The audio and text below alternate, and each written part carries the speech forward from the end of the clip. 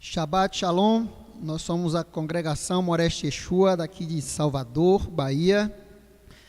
Em mais um Shabbat, hoje é o Shabbat na qual estudamos a porção, a Parashá Shemini, que é traduzido como oitavo, e que se encontra no capítulo 9 do livro de Levítico, Vaikra, em hebraico, Levítico, segundo a tradução grega. Vamos passar a palavra agora para o Neodijan, que está lá em Recife, né? Desde já queremos enviar um grande abraço para você, Débora, Noah, sua mãe, seus irmãos, toda a família. Está nos ouvindo? Estou ouvindo sim, Ed. Shabbat Shalom a todos. Amém. Vamos fazer uma breve oração que você sempre pede, então eu já me antecipo. Vamos orar por você.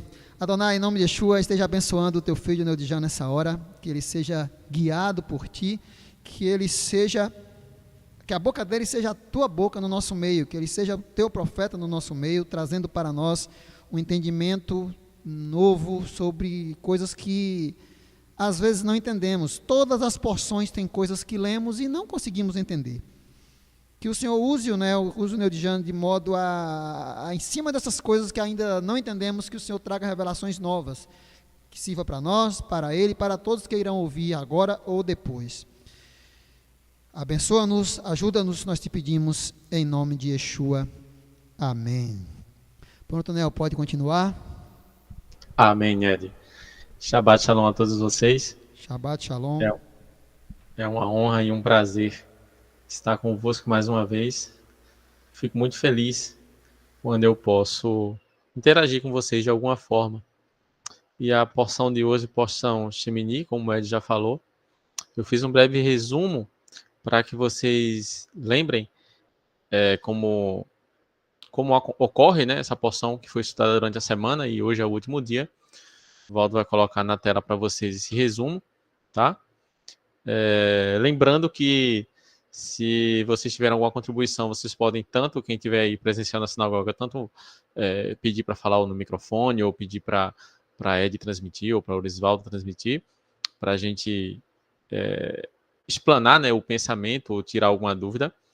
E se você estiver na internet, você pode comentar no YouTube e vamos tentar responder o mais rápido possível, tá? Resumo da porção, a porção começa ali com os serviços dos sacerdotes. Os sacerdotes ficam reclusos ali 7 dias, né? Aí a porção começa no 8º dia, o Eterno chama eles para o serviço de fato. Eles ficam ali reclusos aqueles 7 dias para se santificarem, se purificarem. E o Eterno dá instrução a eles durante esses 7 dias o que vai ocorrer depois, né? E agora começa a prática realmente do serviço. Depois acontece essa questão do fogo estranho, que é um outro tópico da nossa porção, né? Que Nadav e Avihu, filhos do grande sacerdote Aharon, né? Eles apresentam um fogo estranho ao Eterno, que o Eterno não pediu, e isso ocasiona na morte deles. Depois vem os deveres e as porções dos sacerdotes. Depois disso, a Parashá continua falando sobre a alimentação judaica, né? O que o povo de Israel poderia comer e o que não poderia comer. Basicamente essa é a nossa porção, mas tem também a Haftará, né? A Haftará vai de 2 Samuel, do capítulo 6 até o capítulo seguinte, capítulo 7, até o versículo 17. E uma porção que eu achei que tem o mesmo tema dessa nossa ministração está lá nos livros dos apóstolos, né? No livro de Atos, o capítulo 10, porque também fala um pouco sobre essa questão de alimentos, né? Lógico que o sentido é totalmente outro, né? Tem gente que entende literal aquilo ali, né? O próprio texto revela que aquela visão de Pedro foi uma visão, foi uma metáfora, né? O próprio Kefa, né? Ele interpreta aquilo como uma metáfora, interpreta, né, aquilo ali, dá a interpretação daquilo ali e é perfeito, né? Foi o Eterno revelou para ele ali o que iria acontecer com Cornélio, etc. Centurião romano. E é tudo muito claro no texto, né? Não precisa ser um grande exegeta ou ser entender muito de hermenêutica, né? É só se concentrar no texto ali que vocês vão entender perfeitamente. Mas, mesmo assim, algumas pessoas ainda, às vezes, se confundem por não prestar a devida atenção Então a gente vai comentar um pouco também sobre isso, tá? Entrando na nossa porção, o primeiro tópico que eu vou comentar com vocês é sobre o fogo, né? O fogo do Eterno.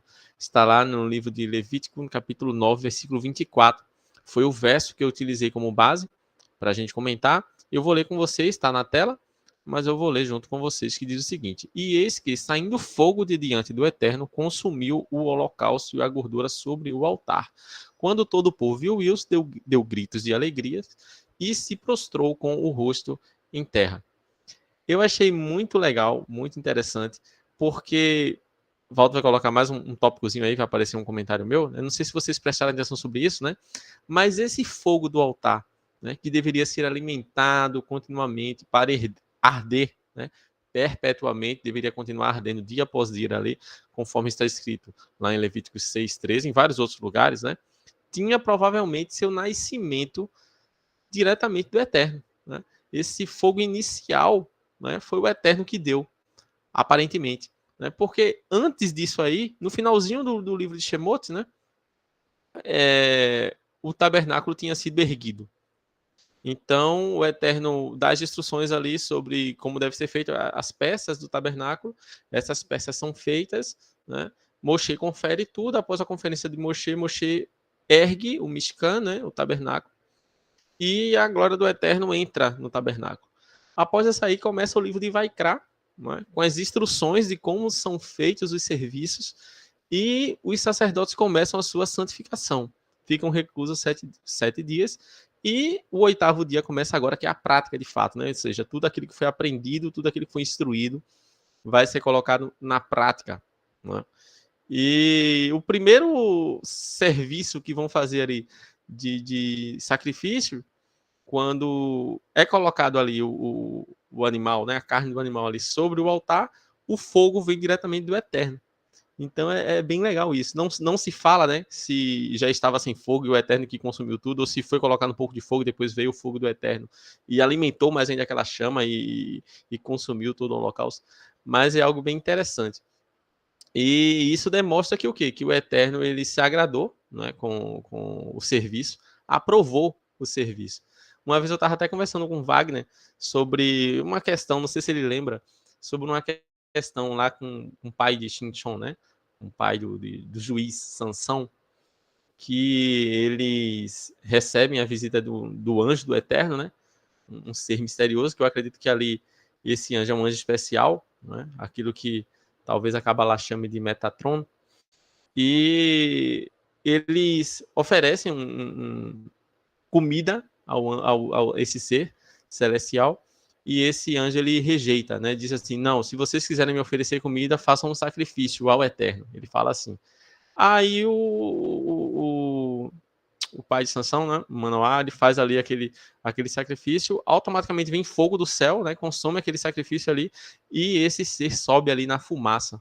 Né? Então é como se ele tivesse aceitado aquele serviço ali, né? Semelhante ao que aconteceu nessa porção. Eu acho bem legal quando o próprio Eterno que consome o sacrifício, semelhante também aconteceu lá com o profeta Eliarro. Né? O próprio Eterno, o profeta Elias, lá no Monte Carmelo, naquela batalha com os profetas de Baal e Asherá, o próprio Eterno consumiu o sacrifício do profeta.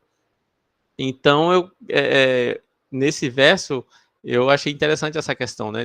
Desse fogo que é alimentado. Dá a entender o quê? Que nós devemos manter aquela brasa ali que veio do Eterno, né? Não foi Arão que colocou, não foi Moshe que colocou, foi o próprio Eterno que colocou, e cabe a nós manter essa brasa sempre acesa, como se cada dia que a gente estivesse vivendo, mesmo passando 1000 anos, né? Vamos dizer que Israel não tivesse caído, né, não tivesse sido rebelde, e tudo tivesse da mesma forma, né? O altar tivesse da mesma forma, o templo tivesse da mesma forma, aquele fogo continuaria ardendo, e seria o mesmo fogo desde o primeiro dia. Então é uma coisa bem interessante que acredito que vale a pena comentar convosco. Próximo verso que a gente pode estudar, que a gente pode analisar, se vocês não tiverem nenhum comentário, é sobre os filhos de Aharon, né, que foram mortos ali com o fogo estranho. E aí a gente já vai fazer uma ligação também com o que aconteceu na nossa Haftarah, Eu coloquei como título desse slide as leis e o poder, né? Valdo colocou na tela para vocês aí as leis e o poder. E o verso está lá em Levítico 10, 1, né? E diz o seguinte: e os filhos de Aharon, Nadav e Avihu, tomaram cada um o seu incensário e puseram neles fogo, e colocaram incenso sobre eles, e ofereceram fogo estranho perante o Eterno, o que não lhes ordenara. Era para eu ter colocado o verso seguinte, mas vocês já sabem, né? Que saiu fogo do Eterno e os consumiu. Né? Então, várias teorias se têm sobre o motivo dessa morte, né? Porque o que foi que eles foram fazer ali que ocasionou nessa tragédia, né? E a gente vai comentar um pouco sobre essas teorias, mas vamos primeiro ver o verso da nossa Haftará, que acredito que tenha esse mesmo tema, né? Acho que é por isso que foi escolhida essa porção de Haftará para a gente hoje. Está lá no livro de 2 Samuel, capítulo 6, versículos 6 e 7. Né? E chegando a ira de Nahom, estendeu usar a mão à arca de Deus e pegou nela, porque os bois a deixavam pender. Então a ira do Eterno se acendeu contra Uzá, e Deus o feriu ali por esta imprudência, e morreu ali junto à arca de Deus. Vocês veem que os dois eventos são bem semelhantes, né? Homens tocam ali onde não deve tocar ou faz alguma coisa de maneira errada no serviço e terminam pagando o erro com a própria vida. Com Uzá, dá para ver que o próprio escritor do texto, né, ele deixa a opinião dele bem clara de que aquilo aconteceu porque Uzá tocou na arca, né, e que ele não deveria fazer isso. Outras pessoas têm várias teorias que vamos comentar, né, nesse próximo slide que o Valdo vai colocar na tela agora. Né? E um dos tópicos que pode aparecer para vocês é essa aqui, ó, a má intenção do coração. Né? Ninguém sabe o que é que se passou ali no coração de Nadav e Avihu para que eles oferecessem esse fogo estranho, para que eles fizessem esse serviço que o Eterno não pediu. Algumas correntes de pensamento, não sei se vocês conhecem também, dizem que Nadav e Avihu ficaram um pouco enciumados com Moshe, porque embora Aharon fosse o grande sacerdote, é óbvio na Torá que Moshe está acima dele. Né? Moshe ele entra no Santíssimo sempre quando é preciso. Né? Quando Moshe está com dúvida, Moshe entra lá e consulta o Eterno. Aharon não. Aharon, em regra, né, só pode entrar no Santíssimo uma vez ao ano. Moshe não. Moshe é livre acesso. Né? O Eterno mesmo fala, né, que com Moshe é diferente. Né? Com Moshe ele fala face a face. Com Aharon, com Miriam e com os demais profetas. O Eterno fala por sonhos, por visões, mas com Moshe é diferente. Então, assim, a posição de Moshe é muito superior. E alguns dizem nessa corrente que Nadav e Avihu queriam produzir alguma espécie de Shekhinah, né, alguma espécie de fumaça que simbolizasse a presença do Eterno, quando eles sozinhos estivessem ali no Mishkan. Né, e fizeram um negócio lá, um serviço lá para tentar simular que era o Eterno que estava ali, e por causa dessa intenção, desse orgulho deles, o Eterno foi e os consumiu. Né. Isso é apenas uma possibilidade. Né. Outros dizem que também é provável, né, que eles fizeram isso, né, fizeram esse serviço estranho, porque provavelmente não estavam sóbrios, né, estavam um pouco embriagados, e isso deu coragem, né, entre aspas, depois a gente vai comentar um pouco sobre isso também, deles poderem fazer essa loucura, né, o que ocasionou na morte deles. Né. Independente do motivo, né, a gente tem que ver esse segundo tópico aqui que Valdo vai colocar na tela, né, que eu acho que é um dos que eu mais me sustento. Né. Eu acho que eu até escrevi algumas coisas erradas aí. Né. As leis, o Eterno estabelece leis, né, então leis estabelecidas pelo Eterno que liberam energia só se tornam exceção se o Eterno, né, se o Eterno intervir, né, nessas leis. Um exemplo disso aí. Um exemplo. O Eterno ele criou a lei da gravidade. Né? Então, existe a física, né? Depois sistematizou essa lei, descobriu essa lei, mas o Eterno já tinha criado, né? Ou gravidade, ou como é que se pode falar também, que Valdo até fala, magnetismo, alguma força que te puxa para baixo, né? Então, se você for mais pesado que o ar, né? Ou tiver debaixo dessa força, né, independente de você ser justo ou de você ser ímpio, se você se jogar de determinada altura, você vai ser puxado. Né? É uma lei. Então, ali, isso só existe exceção sobre isso se o Eterno intervir, né? Se o Eterno for lá e colocar as mãos dele ali, mandar um anjo te segurar ou te dar poderes para você voar, né? Mas em regra você vai cair. Então eu acho que as leis que o Eterno colocou sobre as peças sagradas também funcionam dessa forma, né? Aquelas peças sagradas ali, elas liberam poder, né? Se forem utilizadas corretamente, e se você utilizar de forma errada, o poder vem de qualquer forma, porque o poder está ali, e de vez de ele lhe fazer bem, ele vai lhe fazer mal, né? Esse fogo aí que consumiu. O fogo pode ser bom, como aquela coluna de fogo que servia tanto para iluminar, quanto para direcionar, quanto para aquecer, né? Mas o fogo também pode ser ruim para consumir, para devorar, como ocorreu com Nadav e Avihu, como ocorreu também com Uzá. Né? Dizem também correntes sobre Uzá que, da mesma forma que falam sobre Aharon, né, que ele estava com alguma má intenção no coração, né, mas também tem pessoas que falam um lado positivo, né, dessa questão dessa energia que é liberada da arca automaticamente e que o Zá colocou a mão ali mesmo sabendo que não poderia colocar, porque teve medo da arca cair, tombar, ser aberta, né, e muitas pessoas ali morrerem por causa do poder da arca, por causa do que iria sair da arca, porque as pessoas não poderiam olhar para dentro da arca, né, poderiam tocar na arca. Então, para evitar que muitos morressem, o Zá resolveu se sacrificar, outra corrente também de pensamento. Né? Mas essa depois eu vou, se vocês quiserem comentar sobre isso, né? Ou Ed ou Lorisvaldo quiser comentar sobre isso, essa questão ou alguém da sinagoga, né? Essa questão do poder que existe nesses objetos sagrados, também vou ser todos os ouvidos. Se não houver comentário, a gente parte para o próximo tópico, que é justamente esse tópico da sobriedade, né? Da embriaguez. Pode falar, Ed. Queria fazer um comentário, 2 comentários, na verdade, ligados, né? Na minha opinião, eu acredito que nesse episódio aí da arca, não é que a arca em si, ela libere uma energia, um poder. Eu acredito que ali é só um símbolo, né? Um objeto que representa algo, né? Eu acredito que a energia que realmente saiu ali e matou o Uzá, veio do Eterno, veio de Adonai. Vamos dizer assim, uma descarga elétrica ali que veio e matou o Uzá. Mas por quê? Por causa de uma desobediência. Uzá estava no lugar, no meu entendimento, Uzá estava no lugar que não deveria estar. Ali era um lugar, era um papel que só o levita podia fazer. Tinha a tribo certa, o grupo certo para fazer aquilo ali, e colocar as pessoas erradas para fazer aquilo ali. É igual uma pessoa comum, um cidadão civil comum entrar no meio de policiais e ir para uma troca de tiro com bandidos. Quando chega lá na hora que o bandido começa a atirar, o civil não tem arma para atirar e vai morrer. Ou seja, sem colete, sem arma, estava no lugar errado, fazendo o trabalho que não era para ele.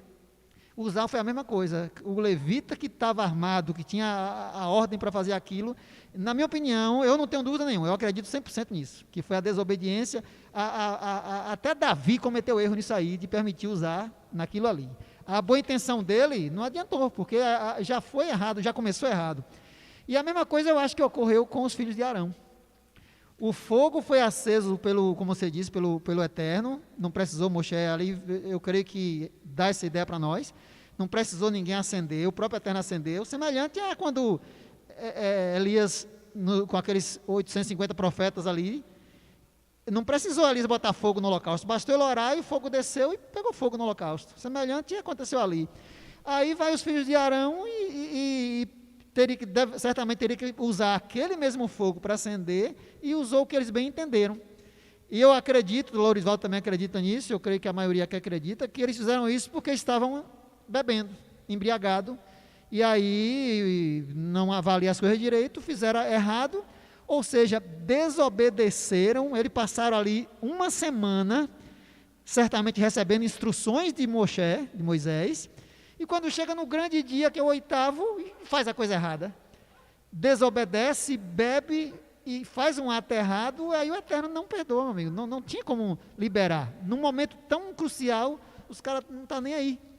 Então receberam a punição devida. Eu acredito dessas duas formas, nesses 2 episódios. É verdade, Ed, eu também concordo com você, porque a Torá, ela dá instruções claras, né, sobre como deve ser transportada a arca. E Davi negligenciou. Né? Tanto é que na segunda vez, quando ele foram transportar a arca, transportaram corretamente, né? Chamaram os levitas. A arca não é para ser levada em boi. Ah, mas era um carro de boi novo. Não importa, né? Era para os levitas levarem a arca. E detalhe, não é qualquer levita, né? É daquela família de levita, acho que é dos corratitas, eu acho, né? Que tem que levar e tem todo um protocolo. Né? E não pode ser negligenciado. Infelizmente foi negligenciado e ocorreu essa tragédia, né? Nos 2 lados. Por isso que eu achei tão semelhante e coloquei em paralelo sobre isso, né? E já que Ed entrou nesse ponto da embriaguez, né, a gente já pode entrar no próximo slide, que fala justamente sobre isso, porque tem gente, né, muito se acredita, né, uma corrente muito forte no judaísmo que acredita que Nadav e Avihu estavam embriagados, porque logo após a morte deles, o texto fala, né, sobre a não entrar bêbado no serviço, né, não entrar embriagado. E Valdo vai colocar no slide para vocês justamente esse texto. É o texto de lá em Vaikra, né? Levítico 10, 9 e 11. Diz o seguinte: não bebereis, logo após a morte deles, aconteceu aquilo ali, o Eterno vai dar essa instrução: não bebereis vinho nem bebida forte, nem tu nem teus filhos contigo. Isso falando para Aharon, né? Quando entrares na tenda da congregação, para que não morrais. Estatuto perpétuo será isso entre as vossas gerações. E para fazer diferença entre o santo e o profano, entre o imundo e o limpo, e para ensinar aos filhos de Israel todos os estatutos que o Eterno lhes tem falado por meio de Moshe. Né? Então, é algo assim que logo vem depois, então dá muito essa ideia de que eles estavam embriagados ali. Aí você pode até pensar, questionar, né? Mas por que o Eterno deu essa instrução antes?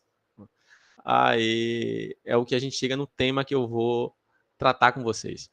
O problema, gente, não é a bebida em si. O problema é que quando a pessoa bebe, acredito eu, não sei porque eu nunca fiquei embriagado, né? Mas quando a pessoa bebe, a pessoa meio que perde um pouco da noção da razão, né? E fica ali exposto apenas aos seus sentimentos. Nós sabemos, né, que psicologicamente o homem é formado, né, de várias formas, mas a gente pode dividir essa forma entre a parte da razão, né, que controla ali, e a parte mais racional e a parte dos sentimentos, a parte emocional. Né? Isso na infância é dividido entre, acho que, até me esqueci, ego, superego, e me esqueci outro nomezinho, que tem o primeiro nomezinho, acho que é id, esqueci, né? Tem psicóloga aí na sinagoga, ela deve lembrar e falar para vocês, né? Acho que é a Poliana. Acho que é id, ego e superego, acho que é isso. Então, enfim, o que é que eu tô querendo dizer o seguinte aqui para vocês? Quando a pessoa fica embriagado, a pessoa fica sujeito apenas às suas emoções. Eu coloquei até aqui um tópicozinho para vocês nesse mesmo slide, nessa mesma lâmina, né? Que não podemos controlar sentimentos a curto prazo. Eu sempre ensino isso, né? Tanto aos meus quanto aos amigos e pessoas que estão estudando teologia, né? Comigo. A gente não tem poder para controlar sentimento. Então, às vezes, chega para a gente a raiva, chega para a gente tristeza, chega para a gente revolta, chega para a gente. Né? O que é que a gente pode fazer? A gente pode controlar nossas ações. Lembra quando o Eterno falou com Caim? Né? Quando Caim ele ficou com raiva, ficou com ciúme, né, do seu irmão Abel, né, Revel, e ele foi repreendido pelo Eterno antes de cometer o pecado. Né? O Eterno fala assim: por que se entristeceu o teu semblante?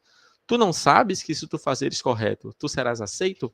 Né? O Eterno fala isso bem claramente. E diz assim: eis que o pecado bate à porta. Cabe a ti dominá-lo. Ou seja, a tentação pode vir, a emoção pode vir, mas cabe a você controlá-la. Através de quê? Através das suas ações. Você pode até ficar com sentimento ainda dentro de você, mas as suas ações, elas são controladas, né? E isso é controlado pelo quê? Pela sua razão. E quando você está embriagado ou drogado ou fora de si, essa sua razão ela fica fora de cena. Então, você faz tudo aquilo ali que você tem vontade de fazer, né, que o id quer fazer, né? Não tem o ego para controlar, né? E então você fica desenfreado. E tem gente que quer se livrar da responsabilidade porque estava drogado, né, embriagado, estava fora de si. Na verdade, não foi outra pessoa que entrou em você, outro ser que entrou em você. Você fez exatamente o que você queria fazer, o que você estava com vontade de fazer. A única coisa que estava um pouco dormente foi a sua razão, o seu poder de controlar. Não, embora eu queira fazer isso, isso não é certo, então vou me segurar. Então, por isso que o Eterno instrui os sacerdotes, né? Olha, evita fazer isso, não faz isso, por quê? Porque se você fizer, se você estiver bêbado, e você fizer algo da sua cabeça que você acha, que você quer, que você sentiu vontade, que é diferente daquilo que eu passei, você vai pagar como se sóbrio tivesse. Tá? Então, perfeito, né? Perfeito. Acredito que o nosso sistema penal também pensa dessa forma e está evoluindo na prática também para essa forma. Né? Uma pessoa que, por exemplo, bebe e assume um volante, ela está assumindo risco. Né? Ela deve ser condenada por homicídio doloso. Né? Aqui em Recife, recentemente, foi julgado um caso sobre isso e o cara foi condenado por homicídio doloso. Né? O que é o correto. Ah, não, mas eu não queria. Não queria? Você não sabia que quando você bebe, você perde a sua noção de razão, perde alguns reflexos, perde algumas habilidades? Né? Mesmo sabendo disso, você bebeu, você entrou no carro, você dirigiu, você matou uma família. Né? Então, infelizmente, tem que ser julgado conforme a essência da Torá diz. Né? E o Eterno, de forma perfeita, como sempre faz, traz esse ensinamento para a gente aqui nessa porção. Né? E outro, nesse mesma lâmina que o Valdo já colocou para vocês, né, eu comento aqui, não podemos controlar sentimentos a curto prazo. Né? Por que eu falar a curto prazo, gente? Eu falo a curto prazo porque eu acho que os sentimentos, eles não podem ser controlados assim, instantaneamente, mas você pode moldá-los, você pode direcioná-los de certa forma, isso pode dizer que você pode controlá-los, mas a médio e longo prazo. E como é que você pode controlar seus sentimentos? Nesse próximo tópico aqui que o Valdo vai colocar para vocês. Ó. Podemos controlar as nossas ações. Né? Então, através das nossas ações, a gente consegue controlar os nossos sentimentos. Exemplo. Você não gosta de determinada pessoa. Né? Isso não é falsidade, tá, gente? Isso é Torá, na minha visão. Né? Na minha visão, isso é Torá. Você não gosta de determinada pessoa. Mas aquela pessoa ali, ela está no direito dela, ela está vivendo conforme o direito dela, conforme o que tem para ela, mas você, por alguma razão, não vai muito com a cara daquela pessoa. O que é que a Torá diz? A Torá manda você amar. Né? Os gentios, eles confundem muito isso, porque os gentios acham que amor é um sentimento. Só que amor na Torá não é sentimento, porque a gente não controla sentimento, como eu falei para vocês. Amor é atitude, amor é ação. O que é amar na Torá? É você agir com justiça com aquela pessoa, independente de você gostar dela ou não. Qual o direito dela? O direito dela é esse, então você vai dar esse. O direito dela é A, você vai dar A. O direito dela é B, você vai dar B. Independente de você gostar dela ou não. Você vai tratar ela como se você gostasse, com justiça. Né? Com justiça, com educação, na medida do possível. Né? Se essa pessoa for da sua comunidade, você tem que tratar com educação, abraçar, né? Abraçar no sentido figurado, né? Eu estou falando. Se puder abraçar fisicamente, também bom, né? Mas eu estou falando no sentido figurado. Acolher, né? Tolerar as falhas, né? Aprender os pontos fortes, né? Tolerar os pontos fracos. E com o passar do tempo, você fazendo isso, todo dia você fazendo isso, você vai ver que aquele seu sentimento que era de mágoa, que era de afastamento, você vê que aquele seu sentimento ali vai moldando, vai mudando. Porque tanta pessoa vai se adaptando a você, vai se afeiçoando a você, vai dizendo, poxa, eu achava fulano tão duro, mas agora fulano sempre me trata bem. E ela começa a se moldar a você, e você começa a se moldar a ela. Então você vê que aquele sentimento que você não conseguia controlar, através das suas ações, você consegue moldá-lo, você consegue direcioná-lo. Né? Então eu acho muito importante a gente estudar um pouco sobre isso. Né? O último tópico que eu coloquei nessa lâmina é o seguinte: é aquilo que eu já falei para vocês, só para ficar memorizado, só para ficar registrado no slide, para aquelas pessoas que têm uma maior facilidade, né? De ter uma memória visual, facilidade de ter uma melhor memória visual, conseguir ver e conseguir entender. A bebida pode aflorar os sentimentos sobre as ações. Tá? Então a gente sempre vive no nosso corpo com aquele dilema, né, entre o que eu quero fazer e o que eu devo fazer.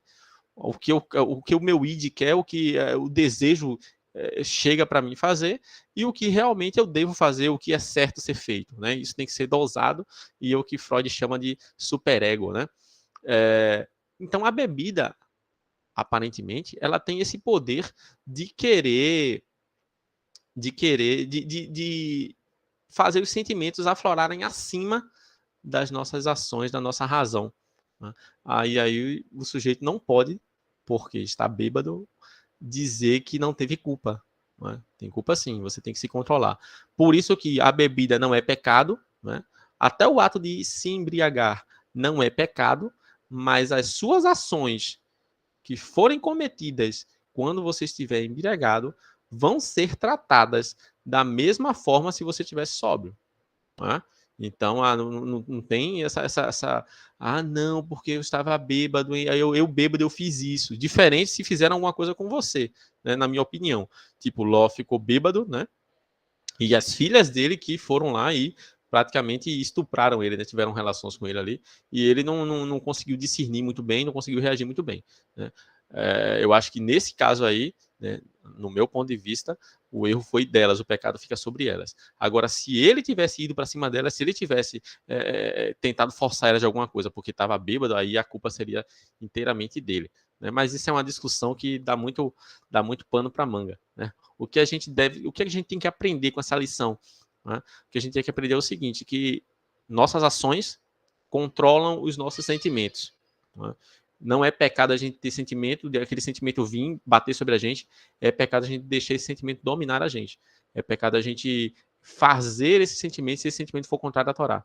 Então, as nossas ações a gente pode controlar. A gente não pode impedir de sentir raiva, não pode impedir de sentir medo, não pode impedir de sentir tristeza, mas a gente pode agir como se não estivesse com medo, agir como se não estivesse com raiva, né? E agir como se não estivesse triste. E nesse mesmo tema a gente entra no próxima lâmina, acredito eu, não é? Que é a lâmina que fala sobre a Kavaná. A gente aprende muito nessa paraxá de hoje sobre isso, né? E o verso está lá em Levítico 10, vai criar 10, 19 e 20, diz o seguinte: Então disse Arão a Moshe: Eis que hoje ofereceram a sua expiação pelo pecado, e o seu holocausto perante o Eterno, e tais coisas me sucederam. Se hoje tivesse comido da oferta da expiação pelo pecado, seria isso, porventura, aceito aos olhos do Eterno? Aharon faz essa pergunta. E Moshe, ouvindo isso, deu-se por satisfeito. Qual é o contexto aqui, gente? O contexto aqui é um contexto de que Moshe dá instruções claras aos sacerdotes de que, depois de fazer o serviço, parte desse serviço, desse sacrifício, é comido pelos sacerdotes em um local santo. E Aharon não comeu, não quis comer. Automaticamente Moshe se irou, né? Por que você não fez o que era para ser feito? Né? É tão difícil vocês fazerem o que o Eterno determinou, né? Em outras palavras, né? Isso não está escrito. Estou imaginando ali, contextualizando. Aí Aharon vai e se explica, se justifica. Olha, em outras palavras, né? Parafraseando aqui. Olha, tudo que me aconteceu hoje era para ser um dia festivo, um dia brilhante, né? E olha toda a tristeza que me aconteceu, né? Será que o Eterno iria aceitar esse meu serviço, sabendo que eu estava ali fazendo, controlando minhas ações, mas que meu coração estava longe daquilo ali, meu coração estava triste, meu coração estava amargurado, estava sem nem raciocinar direito, sem nem tomar partido sobre aquilo ali, né? Então Moshe se convenceu daquilo ali. Por quê? Por que Moshe se convenceu, gente? Vamos para o slide para vocês verem o que foi que eu escrevi para vocês, né? Olha só. Aharon rejeitou comer, não por revolta, acredito eu, ou rebeldia. Ele não estava se rebelando contra o Eterno ou revoltado porque os filhos morreram, mas por não estar totalmente ligado ao serviço. Não queria seguir um ritual sem a verdadeira intenção do coração, que é a Kavaná. Quando você vai fazer um serviço, né, serviço ao Eterno, e você não está com todo o seu coração voltado para aquilo ali, é mesmo que nada. Né? É mesmo que você está fazendo ali um ritual para você mesmo. Né? Porque o Eterno, provavelmente, né, eu não posso falar em nome do Eterno, não vai aceitar aquilo ali. Né? Então Aharon, muito sabiamente, né, preferiu não fazer. Né? Preferiu não fazer, não por revolta nem por rebeldia, tanto é que nem o Eterno cobrou dele, nem Moshe convenceu também. Até Moshe também se convenceu dessa desculpa dele, desse argumento dele. Né? Próximo tópico, desse mesma lâmina que o Valdo vai colocar na tela, que eu escrevi para vocês, é como não é possível, né? Voltando para o slide anterior, né? No mesmo tema, ó. Como não é possível controlar as emoções a curto prazo, né? Lembra que eu falei para vocês? A curto prazo a gente não consegue controlar, mas adestrando as nossas ações ali, os nossos sentimentos começam a ser moldados. Né? Então, como não é possível controlar as emoções a curto prazo, né? Aharon, né? Preferiu se abster do serviço completo. Né? Então eu achei muito coerente da parte de Aharon. Aharon comete muitos erros, né? Mas nesse momento eu achei que ele acertou. Acertou porque ele queria fazer uma coisa verdadeira, queria se doar de todo o seu coração, e naquele momento ele estava muito amargurado. Né? Você vê que quando os filhos dele morrem, né? Moshe chega de forma bem dura, bem incisiva, né? O Eterno diz que será glorificado no seu serviço. E eles morreram porque eles mereceram morrer, em outras palavras, né? E Aharon se cala. Né? Se cala por quê? Porque embora ele sabia que estava certo, né? Que o Eterno é justo e que os filhos dele mereciam morrer, são filhos dele, né? Então, para ele ele não queria ser duro demais com aquela situação, mas também não queria ser injusto. Então, o que é que ele fez? Se calou. Preferiu, o luto dele foi esse, né? Não rasgou as vestes, não assanhou o cabelo, não saiu da tenda, conforme as regras do Eterno, mas ele ficou calado, quis ficar um momento ali sozinho, quieto, né? De luto. O que é totalmente compreensível, na minha opinião. Né? Não sei se Ed, ou se Lorisvaldo, ou se alguém da nossa Carralo quer comentar alguma coisa sobre isso. Né? Deixa eu ver aqui no YouTube se tem algum comentário. Se não tiver, a gente passa para o próximo tópico. Né? Eu vou para o próximo tópico aqui. Traduções e interpretações. Esse ponto aqui eu achei bem legal. Né? Eu vi que o Rodrigo comentou alguma coisa que eu não cheguei a ler direito, mas eu vi que Lorisvaldo já respondeu para eles. Ele comentou porque o Eterno, o Rodrigo comentou porque o Eterno poupou a vida de Davi quando ele decidiu tocar na arca. Né? Estou vendo aqui que Valdo respondeu para ele. Né?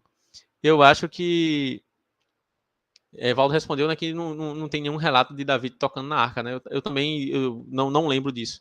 Mas, pelo contexto de Davi, eu acho que Davi era um pouco semelhante a Moshe, sabe?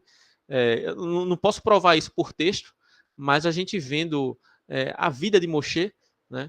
Eu acho que Moshe, ele se assemelhava bastante a um levita, digamos assim. E eu acho que o Eterno provavelmente o aceitava. Porque isso eu tô falando de mim, tá, gente? Eu não tenho de cabeça, não tenho nenhum texto. Não sei o que foi que eu li que me fez levar essa conclusão, né?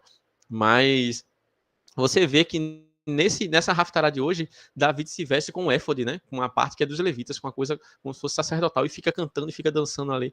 Davi é muito espontâneo, né? E o Eterno ama tanto Davi, perdoou Davi de tanta coisa, né? A misericórdia do Eterno sobre Davi é tão grande. E um descendente de Davi, ele tenta entrar no lugar esqueci o nome dele agora, mas é um rei bem famoso, rei de Judá. E ele tenta entrar no lugar do sacerdote e ele fica leproso ali, né, na hora. Eu penso o seguinte, que se ele tentou entrar, é porque ele sabe que outros antes dele, que não eram sacerdotes, entraram. Eu imagino. Né? É uma possibilidade. Porque é muita loucura. Né?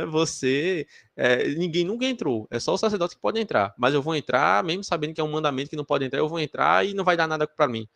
Eu acho meio é loucura demais, né? Eu acho que é mais aceitável ele saber que o antepassado dele da vida entrava, alguns outros reis tinham autorização de entrar, tinham autorização de fazer determinada coisa, o Eterno abriu uma exceção e ele achou que o Eterno abriria para ele também e acabou se dando mal.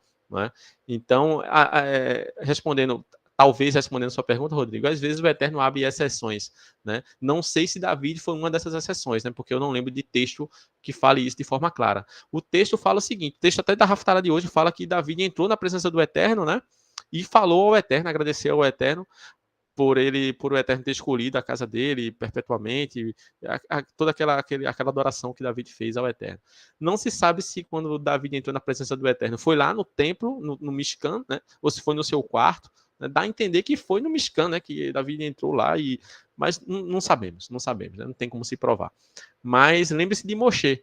Moshe não era o Kohen Hagadol, né? Não era o sacerdote, o sumo sacerdote. Mesmo assim, Moshe entrava no Santíssimo Lugar praticamente todo dia. Né? Então, existe a regra. A regra é o quê? Só entra no Santíssimo Lugar em Yom Kippur, né? E para entrar no Santíssimo Lugar tem todo um protocolo. Valdo, quer falar alguma coisa? O Ed? Sou eu, Nel. Pode falar, O Valdo. Nel, eu acho que quando o Eterno ele abre uma exceção, a exceção vai ser explicada antes que o ato aconteça. Independente do rei Davi, não tem nenhum relato, como eu conversei com o Rodrigo, não tem relato, foi algo que ele viu em algum filme antigo, e relataram, eu acho que de forma errada, mas não tem nenhum relato do rei Davi tocando na arca. Eu acho que se o rei Davi tocasse na arca, apesar dele ser um homem segundo o coração do Eterno, ele ia tomar a porradinha dele também, porque não tem condições, não foi aberto nenhuma exceção a ele. Primeiro, igual as filhas, eu esqueci o nome do pai delas, que elas chegaram diante do Eterno para questionar que elas não tinham porção ali do pai, o pai não tinha filho homem, e foi aberta uma exceção, e essa exceção virou lei ali, foi discutida não, foi algo diante do Eterno agradável, correto. Então, para o rei Davi, ou para Moshe tocar a arca, fazer algo que era destinado apenas aos levitas, e não receber a punição também, ele teria que ser descrito a exceção antes, para que todos soubessem que ali vem a exceção aberta para aquele momento, para Davi ou para alguém, senão sofreriam também. Essa é a minha opinião. Entendi, Valdo, perfeito. É, essa questão de quando uma coisa não está escrita, né, é muito complicado a gente chegar num senso comum, né, porque não está ali claro para a gente, né, mas eu acho que talvez Davi estava incluído em algumas dessas exceções aí, mas eu não posso provar isso, né, como eu nunca vi nenhum texto, mas lendo alguns salmos dele e vendo a vida dele, algo me fez levar a crer também, assim, feito o Rodrigo, né, eu não assisti o filme não, mas algo me fez levar a crer também. Mas eu também já me policiei, já vi que não tinha nada escrito sobre isso, né? Mas David era diferenciado, né? Assim como Moshe também, você vê que David, embora seja de Judá, né, soldado, Davi é servo, né? Davi é soldado porque tem que ser, mas Davi tocava e o espírito mau se afastava de Saul, né? David é realmente é, agraciado pelo Eterno, como diz o nome, né? Nessa questão de texto que a gente está falando aqui, a gente pode ir para o próximo slide, né, que fala sobre traduções e interpretações. Né? Me incomodou muito há algum tempo atrás, né, eu assistindo um professor de judaísmo, né, que Valdo conhece bem, ele falando, comentando, ele não é religioso, né, mas ele é historiador, e ele estava comentando sobre o judaísmo, né, a Bíblia e temas atuais. E, na minha opinião, ele sempre tentando trazer o judaísmo para esse contexto contemporâneo. Eu acho que é um erro muito grande. Né? Acho que a gente deve entender a Torá como Moshe entendia a Torá. Né? Que é da mesma forma como os profetas entendiam, da mesma forma como o nosso Yeshua entendia. Né? Yeshua, com certeza, sempre muito profundo, mas sempre na mesma linha. Né? Então, a gente não tem que atualizar a Torá. A gente tem que vivê-la da forma como ela foi dada e interpretá-la dessa forma, tem que ser conservador. Né? Mas as pessoas às vezes querem moldar os mandamentos, né, ao seu bel prazer. Né? Então eu coloquei aí como título dessa lâmina traduções e interpretações e coloquei alguns textos dessa nossa porção. Né? Primeiro, também todo réptil que se arrasta sobre a terra será abominação, não se comerá. Aí tem essa palavra aí, abominação, né? Lá em Levítico vai criar 11:41. Vamos para o próximo texto. O Valdo vai colocar na tela para vocês aí. Vai dar um cliquezinho e ele vai aparecer. Pronto, ó. Com homem não te deitarás como se fosse mulher. A abominação é. Vai criar 18:22, ou seja, livro de Levítico 18:22. Você vê que a palavra abominação aparece nos dois lugares. Esse professor, né, ele tentou usar essa palavra aí e dizer que querer como se fosse atenuar o pecado que está descrito em Levítico 18:22. Ele tentou atenuar esse pecado. Ele tentou dizer o seguinte: olha, é pecado, mas não é tão grave assim. Você pode ver que é o mesmo pecado como se alguém comesse uma comida impura. Né? Então, por exemplo, já imaginou você comer um camarão, por exemplo? É como se fosse a mesma coisa. Gente, não é a mesma coisa. Eu não sei por que ele fez isso, não sei se ele fez isso porque ele acredita realmente nessa teoria dele, se ele acredita realmente nessa teoria dele, falta conhecimento de Torá, né? E se ele não acredita, ele está enganando as pessoas, né? Porque a gente vê a pena para o pecado descrito em Levítico 18:22. É a pena de morte. A gente vê a pena para o que acontece quando alguém se impurifica com algum alimento impuro. Né? Não é pena de morte, né? Principalmente se a pessoa fez aquilo ali sem querer, ou se a pessoa for gentil, a pessoa pode até comer. Né? Esse pecado descrito em Levítico 18, 22 é um pecado que nem judeu pode fazer, nem gentil pode fazer, ninguém pode fazer. Né? É um mandamento universal, é uma regra que se aplica a todo mundo. Né? Você querer igualar essas duas coisas, na minha opinião, ou é uma certa ignorância, ou é uma falta de estudo mesmo, falta de sabedoria, de conhecimento. Né? Aí e outro erro também é você querer usar palavras que foram traduzidas. Né? Querer usar a palavra que foi a abominação, está escrito também que é abominação. Né? Geralmente eu vejo pessoas, gente, que querem atenuar o pecado descrito em Levítico 18, 22, querem atenuar justamente pegando outros pecados. Ah, não, é a mesma coisa de você comer uma comida impura, é também pecado. É a mesma coisa de você tocar em uma mulher que está menstruada, né, que está nos dias de sua separação. Né? Gente, não é. Você vê as penas, você vê que são bem diferentes. Né? Então, vamos continuar os versos aqui para vocês verem. Valdo vai colocar outro verso na tela aí, a gente vai ver outra palavrinha, tá? E não vos contaminareis com nenhum réptil que se arrasta sobre a terra. Né? Esses versos de Levítico 11 são na nossa porção de hoje, tá, gente? Falando sobre as regras alimentares, né? O Eterno usa essa palavra, não vos contaminareis. Olha, essa palavra abominação aí, vamos ver, Valdo vai colocar outro verso que eu coloquei no slide aqui para vocês verem, tá? Aí tem outro verso aqui também, fora da nossa porção, mas que tem o mesmo tema, a mesma palavra, ó. Não te deitarás com um animal, para te contaminares com ele. Levítico 18, 23. Olha só as palavras. Os primeiros dois versos, né, que estão aí em cima, eu coloquei a palavra abominação, que aparece tanto em Levítico 11, 41, quanto aparece no capítulo 18, versículo 22.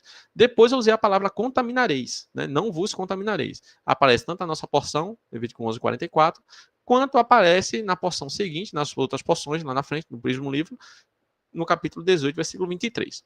Aí a gente vai ver uma exegese básica aqui, né? O Valdo vai colocar e vai dar um cliquezinho, vai aparecer as palavras no original, né? Pronto, tá aí, ó, bonitinho, ó. Levítico 11, 41, a palavra que foi traduzida por abominação nesse capítulo 11, 41, é shekets, né? Shekets. É a palavra que foi traduzida por abominação. Tá bem pequenininho aqui, mas no meu slide aqui vai aparecer melhor. Isso mesmo, é shekets. Né? Então é a palavra que foi traduzida por abominação. A palavra lá do pecado de Levítico 18, 22, que foi traduzida por abominação, é outra palavra, gente. É a toevá, né? É isso que está escrito aí, ó. Toevá. É a palavra que está escrita lá em 18, Levítico capítulo 18, versículo 22. Então, embora o tradutor utilizou a mesma palavra, abominação é, no original são palavras diferentes. Tá? E eu não preciso nem aqui ficar fazendo a exegese para a gente entender isso, gente. Não preciso nem ir para o hebraico original para a gente entender isso. Mesmo se fosse a mesma palavra, dá para a gente entender que o contexto é bem diferente, gente. Ah, é uma abominação. Se os dois fossem abominação, a mesma palavra, são abominações com pesos bem diferentes.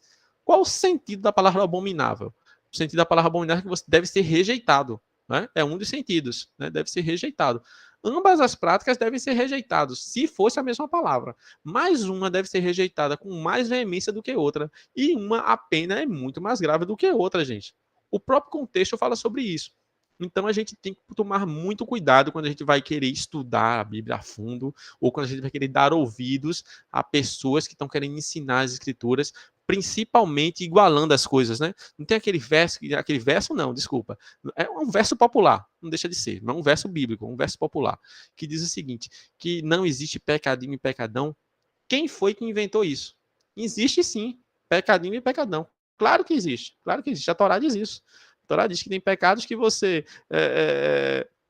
oferece uma rolinha ou oferece um minhá ali, já foi aceito. Tem pecados que não, tem pecados que você tem que matar um boi para ser aceito. E tem pecados que você não tem sacrifício que você faça, você tem que morrer. Né? Você tem que morrer. Então, assim, gente, o contexto é muito esclarecedor. Né? Valdo vai colocar outra palavra aqui, na exegese, né? Vai dar outro clique que vai aparecer no nosso slide, né? que é a mesma palavra. Agora sim, a gente entra na mesma palavra, né? Essa palavra contaminar, que aparece tanto em Levítico 11:44, né? Não vos contaminareis com nenhum réptil que se arrasta sobre a terra, é a mesma palavra que aparece em nem te deitarás com o animal para te contaminar, ou seja, essa palavra contaminar lá do réptil, de comer o réptil, como se contaminar, de praticar relação sexual com o animal, né, zoofilia, é a mesma palavra. E essa palavra aqui está escrita aí para vocês, ó, tá pequenininho, mas eu vou ler para vocês aqui, ó, tamê, tamê, essa palavra em hebraico que foi traduzida como contaminar. Gente, esse é o exemplo perfeito que eu queria dar para vocês para a gente ir para o próximo slide e fechar esse assunto. Esse tamer aí, essa palavra tamer, é a mesma palavra. Só que o peso é igual, gente. O peso de alguém que come um réptil é igual o peso de alguém que comete, pratica zoofilia de acordo com a Torá. Não é de acordo com a minha opinião, não é de acordo com a opinião da legislação brasileira, é de acordo com a Torá. Né? De acordo com a Torá, não, gente. O crime de zoofilia, o pecado de zoofilia, é um pecado condenado com pena de morte. Não existe sacrifício, não existe reparação para ele. Né? A pena é a pena de morte. Né? Já a questão de comer um animal impuro, né, é pecado apenas para quem? Apenas para o judeu. Para o gentio nem pecado é. Observa só a diferença das coisas. Né? Observa a diferença. Né? E mesmo assim, se o judeu comer, ele não vai ser morto, a não ser se for um ato de extrema rebeldia, né? Tá comendo ali por rebeldia no meio do povo, aí é diferente. É igual a catar as lenhas lá no Shabat, né? Que o rapaz lá fez, né? E o Eterno mandou matar. Né? Totalmente diferente de se ele fizesse aquilo ali sem saber, né? Ou se estivesse fazendo fora do território de Israel, ou se ele não fosse judeu. Né? É bem diferente. A gente vai aprofundar um pouquinho nessa questão do judeu e do gentil lá na frente, quando a gente for falar sobre Atos dos Apóstolos, tá bom? Lá no livro de Cornélio. Então, gente, fechando esse assunto aqui dessas interpretações, traduções, né? Só para a gente, quando a gente for estudar a Bíblia, a gente tentar pegar o contexto real daquilo ali, se possível, tentar pegar as palavras que foram escritas nos originais, e mesmo se as palavras forem iguais, a gente vê o contexto em que é aplicado aquilo ali. Né? Não tente atenuar, não tente moldar a Torá, não tente adequar a nossa lei à contemporaneidade. Né? A contemporaneidade tem que se adaptar ao que é certo, e não o que é certo se adaptar ao que é moderno. Né? O que é certo é sempre certo, né? O que é justo é sempre justo, independente de quantas pessoas digam que não é justo, né? Independente do tempo que se passe. O certo é certo, e a nossa lei é imutável, assim como o nosso Deus é imutável. Certo, gente? Espero que vocês tenham entendido. Né? Não sei se vocês querem comentar alguma coisa sobre isso. Né? Se não tiver nenhum comentário, eu vou passar para o próximo. Eita, já são 12h27, vou tentar correr aqui. É muito bom ficar conversando com vocês e o tempo passa muito rápido. Né? Vou tentar correr aqui, talvez até pular alguns slides para a gente terminar logo. Tá? Santidade, próximo tema. Né? O Levítico 11:44, porque eu sou o eterno, vosso Deus. Volto a colocar na tela para vocês. Portanto, vós vos santifiqueis e sereis santos, porque eu sou santo, e não vos contaminareis com nenhum réptil que se arrasta sobre a terra. O Eterno cobra a santidade do povo de Israel, né? Justamente falando sobre as regras alimentares. Né? O Eterno é santo, por isso o povo deve se separar, deve se santificar. Eu coloquei um tópico aqui embaixo, né, falando sobre essa santidade, né, que eu, particularmente, eu não consigo perceber, né, segundo a Torá, outra forma de elevação em níveis de santidade sem ser pelos cumprimentos do mandamento da Torá, dos mandamentos da Torá. Né? Se você quer ser mais santo, você tem que cumprir mais mandamentos, gente. Eu não consigo conceber. Tem gente que quer ser santo porque só veste vestido, ou porque não usa preto. Ah, você vê que todo mundo usa preto, mas eu não uso, eu sou diferente, eu sou separado. Você pode até ser diferente. Você pode até ser separado, mas separado para si mesmo, né? Separado para a sua própria lei ou para a sua própria doutrina. A ideia de santidade aqui que nós falamos, que nós estudamos, é santidade ao eterno. E quando a gente quer ser santo ao eterno, a gente tem que fazer aquilo que o eterno quer que a gente faça. Né? Que o eterno dá glória para aquilo ali, que o eterno dá valor para aquilo ali. E o que é que o eterno dá valor? Aos mandamentos. Né? Então, tem muita gente que quer se santificar seguindo doutrinas de homens. Né? Eu não consigo conceber isso como possível, né, gente? Valdo até vai colocar outro clique aqui, vai aparecer na tela lá, última frasezinha, né? Não creio que leis ou regras de homens podem elevar o nível de santidade com o eterno. Eu não creio. Né? Não sei se isso é possível, né? Talvez no futuro, talvez eu até reconsidere isso que eu estou falando, mas atualmente eu não consigo enxergar como é que alguém segue um princípio de mandamento que vem dele e se acha mais santo que todo mundo. Ah, eu estou aqui recluso, aqui não falo com ninguém, eu fiz um voto de silêncio. Mas para que você fez um voto de silêncio? Porque eu quero ser santo. Que mandamento é esse, gente? Né? Quem foi que determinou que se você fazer um voto de silêncio, você vai ser mais santo? Enfim, né? Acho que vocês já entenderam a mensagem. Como meu tempo é curto, eu vou passar para o próximo tema e vocês vão comentando aí e depois a gente pode comentar sobre esse assunto. Tá? O penúltimo slide, gente, para a gente ir terminando, né? Falando lá sobre a porção dos apóstolos, né? Que Kefa tem uma visão de alimentos que desce do céu.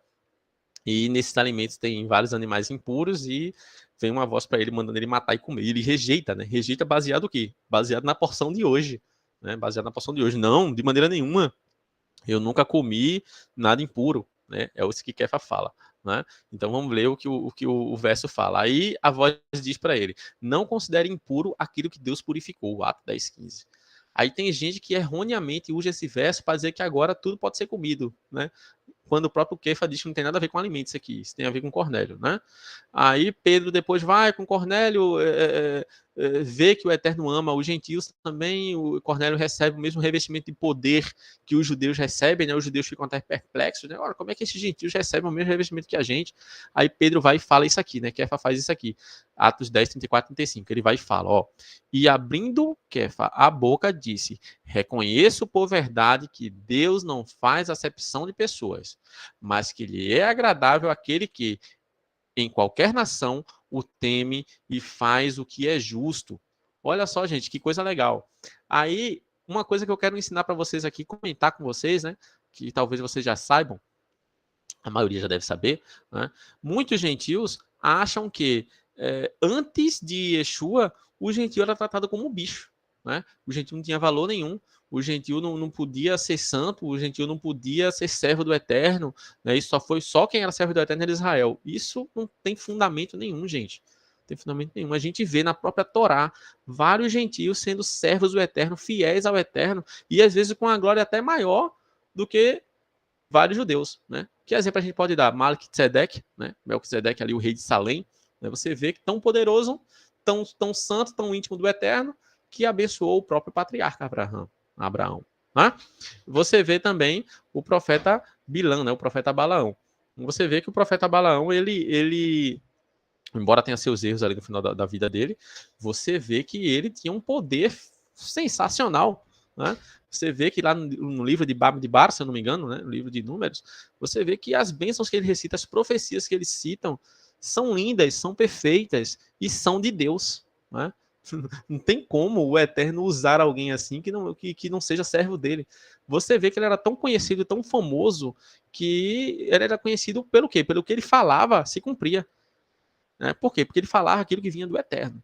Né? Então, Bilam, né, os rabinos até dizem que assim como Moshe era para os judeus, Bilã, né, Balaão era para os gentios, né? Então, a pessoa gentil, né? O general Naamã, né? O general Naamã, você vê que ele se converte ao Deus de Israel, né? Mas você vê que ele não vira judeu, né? Profeta Ioná, profeta Jonas, você vê que ele vai lá na cidade de Nínive pregar judaísmo? Não.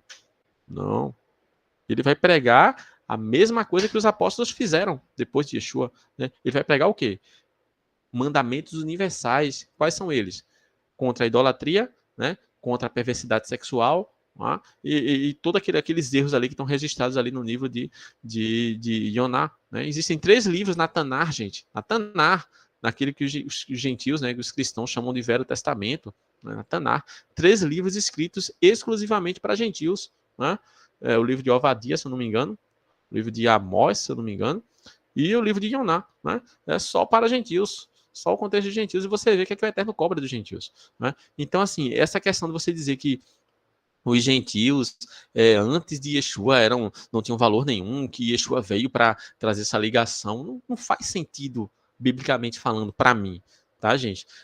Eu coloquei aqui para vocês, Valdo vai colocar na tela do slide um comentário rápido para a gente poder terminar. Tá? Depois desse verso aí de Atos 10:34, vai aparecer, ó, o Eterno permanece o mesmo e continua lidando com os homens da mesma forma. Olha só, gente, vamos pegar o verso, não é nem o meu comentário, vamos pegar o verso, Atos 10, 34, 35, já está aí na tela para vocês, olha só. Pedro reconhece que o Eterno não faz acepção de pessoas. Quer dizer que antes de Yeshua o Eterno fazia?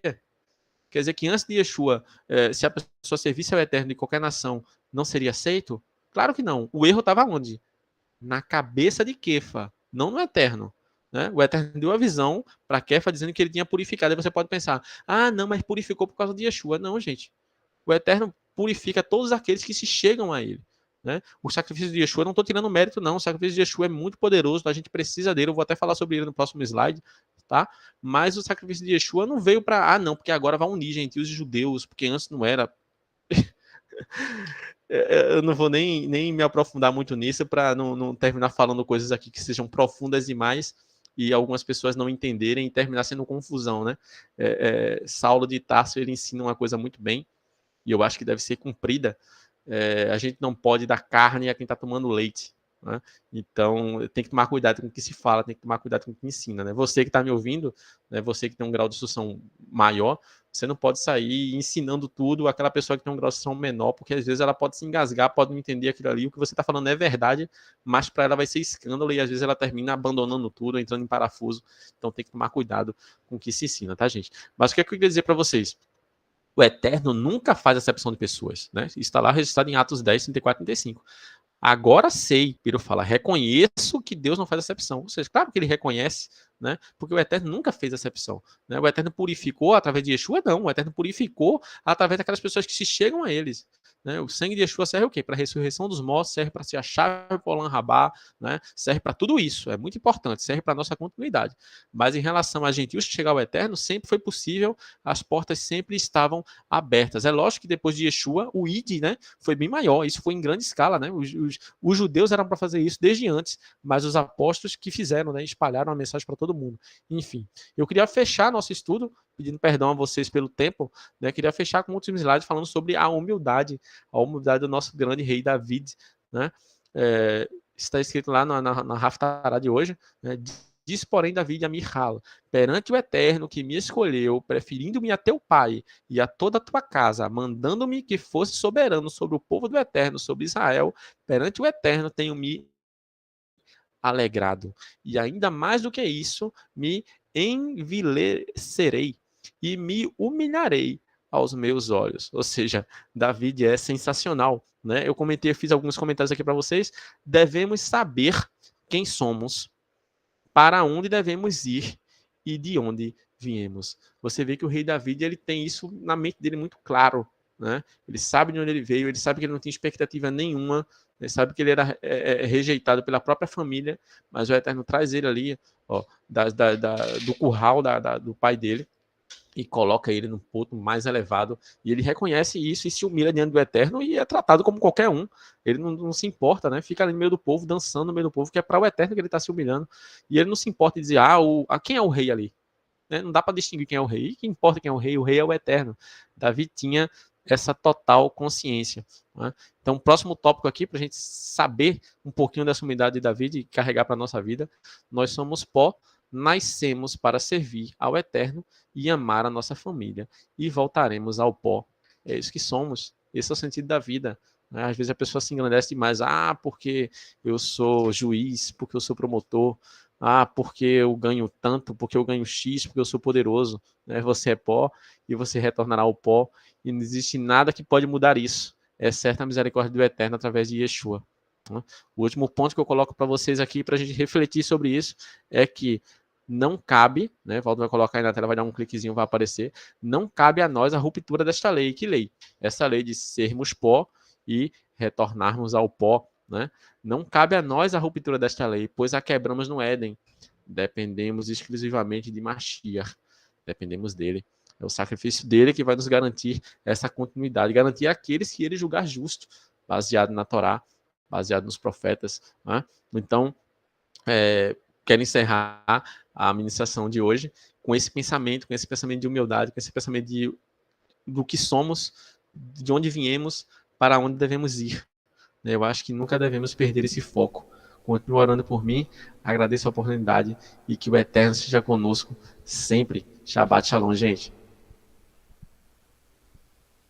Shabbat Shalom, Nel. Obrigado aí, muito boa mensagem. Obrigado por trazer para nós mais uma reflexão. Que Adonai abençoe a você e toda a sua família aí. E estamos com saudade.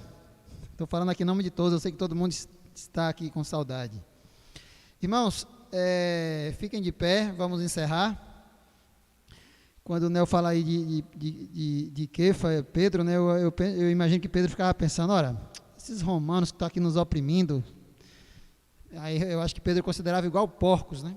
Aí Adonai vem e diz, não, se ele for justo, ele se tornará igual você, querido como você é. E foi isso que mostrou ali.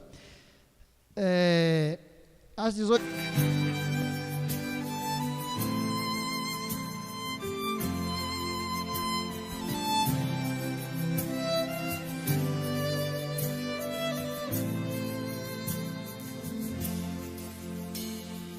לא שאותנו תהר מפשענו, שרים אנו שיר אהבה. תיקן את דרכינו, ריפא את נפשנו, גילה לנו את דמי האב.